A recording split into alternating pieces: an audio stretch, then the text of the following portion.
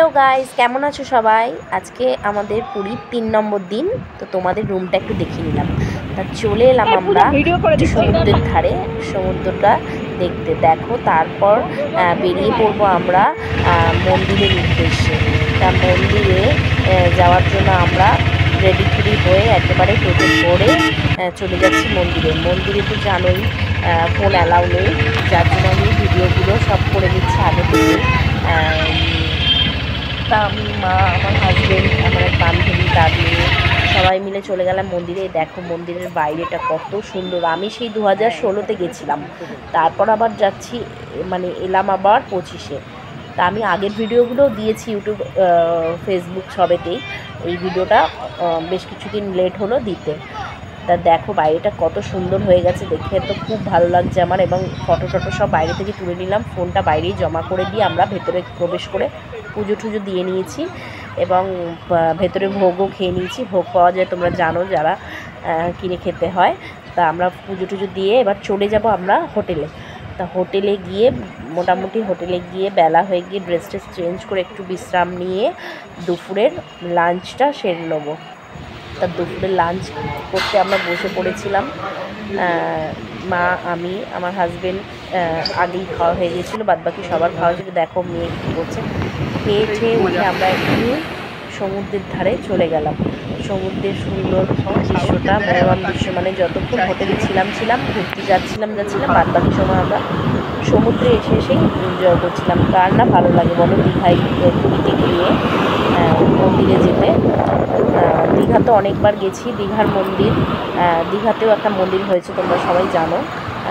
আর পুরীর মন্দির তো পুরোনো পুরীর মন্দিরের ব্যাপারটাই আলাদা। তা আমরা গিয়ে পুরীতে ভীষণ আনন্দ করলাম, খুবই এনজয় হলো। চলে এলাম। তারপর পরের দিন সকালবেলা আবার আমরা বেরোবো। তার আগে আমরা একটু লুচি, ছোলার ডাল আর জিলেপি দিয়ে টিফিনটা সেরে নিচ্ছি। সেরে নিয়ে দ্বিতীয় দিনের, এটা 3 নম্বর দিনে আমরা চলে যাচ্ছি সাইট সিনের উদ্দেশ্যে।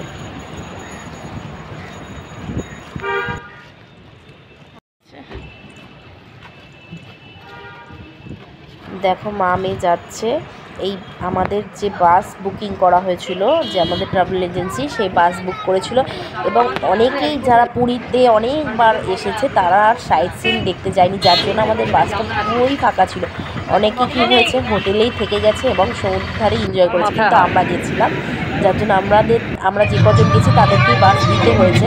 পুরো ফাঁকা ফাঁকা বাসে খুব আনন্দ করতে করতে গান করতে করতে গেছি। দেখো বাসটা প্রায় ফাঁকাই ছিল, আমরা এই কজনই গেছি সাইট সিন করতে।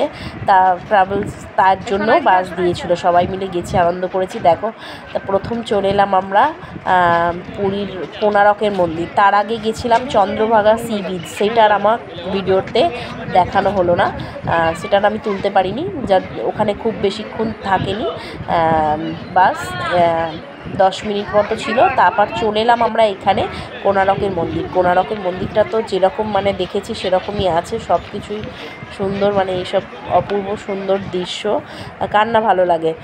তা এখান থেকে আনন্দ করে ঠোরে আমরা চলে যাব এরপরে নেক্সট যে সাইট সিন। দেখো এখানে কত কিছু নানা রকমের দোকানপাট, মানে আমি দেখতে দেখতে জাস্ট যাচ্ছিলাম আর ভিডিওগুলো একটু ক্যাপচার করলাম তোমাদের সাথে শেয়ার করব বলে। তার চলে এলাম নেক্সট চলে এলাম আমরা জুওলজিক্যাল, যেটা মানে কি বলবো, ভুবনেশ্বরের যে ভুবনেশ্বর নন্দনকানন, সেখানে আমরা চলে এসেছি। এবং এসে আমরা ভেতরে এত বড় জায়গা দেখে, মানে পায়ে হেঁটে যে দেখে কোলাতে পারবো না জানি আমরা, সেই কারণে আমরা ওখানে 80 টাকা করে পার পার্সন, 80 টাকা করে এরকম গাড়িগুলো বুক করে নিয়েছিলাম।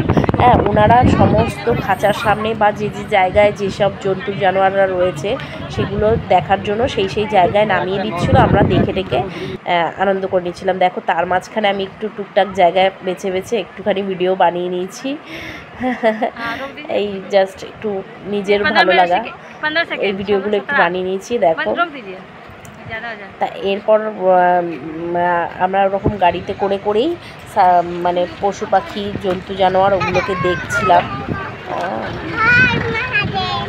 কোথাও থামিয়ে দিচ্ছে, একটুখানি হেঁটে হেঁটে সব দেখে আবার গাড়িতে এসে উঠছি। উঠে সব নন্দনকানন তো বিশাল বড় এরিয়া জুড়ে জায়গা, তোমরা জানোই ওখানে হেঁটে পুরোপুরি দেখা যায় না, তাই যতটুকু দেখেছিলাম এই গাড়িতে বসে বসে দেখেছিলাম। দেখে টেকে তারপরে আমরা চলে এলাম। দেখো এই যে দেখো প্রথম এই একটা পাখি, এগুলোকে কি বলে আমি ঠিক জানি না, সব পাখি তো নাম জানি না, কিছু কিছু লেখা ছিল উপরে। আর এই দেখো এইসব দেখে টেকে আমার মেয়ে এবং মেয়ের বান্ধবী তারা দুজনে মিলে এইখানে যে পার্কও আছে সেখানে বেশ পার্কে বসে ওরা একটু এনজয় করে নিল এবং তার সাথে সাথে আমরাও এনজয় করে নিলাম।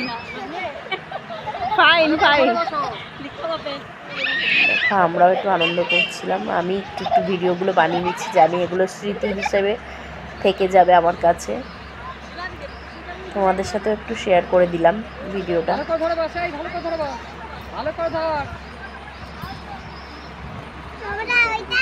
এরপর আরও অনেক কিছু দেখেছি, কিন্তু যেগুলো আমি সব ভিডিও করে উঠতে পারিনি, যেহেতু সাইট সিনে আমার বড় যায়নি, বড় হোটেলের রুমেই ছিল। আমি এবং আমার মা, আমার মেয়ে এবং আমার এক বান্ধবী, তার হাজব্যান্ড আর যারা কয়েকজন গেছিলো সবাই মিলে গেছিলাম। এবার চলে আসছি, আমরা বাসে উঠে পড়েছি এবং হোটেলের দিকে রাত্রিরে রওনা দিচ্ছি। দেখো হোটেল থেকে বাসে করে আবার আমরা হোটেলে চলে এলাম।